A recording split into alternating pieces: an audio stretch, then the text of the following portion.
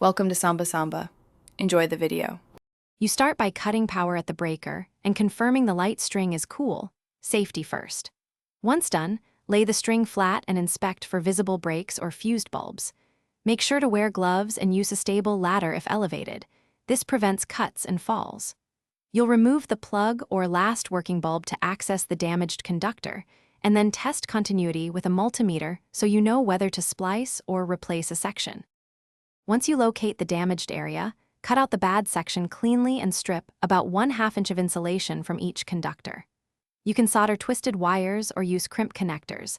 Solder gives lower resistance, but crimping is faster. Choose based on your tools. Make sure to slide heat shrink over joints before sealing, then shrink it for a watertight finish. Also restore the sheath and provide a strain relief so normal movement won't stress the new joint. You now restore power for a brief test to confirm continuity and bulb illumination. Watch for flicker or heat. Once the lights function, fully insulate every repaired joint with heat shrink and quality electrical tape or epoxy to prevent moisture. Make sure connections are neat and strain relieved, then remount the string.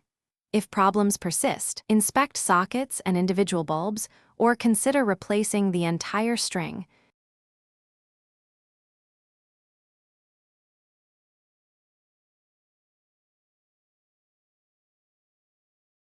Thanks for watching. Consider subscribing if we helped you.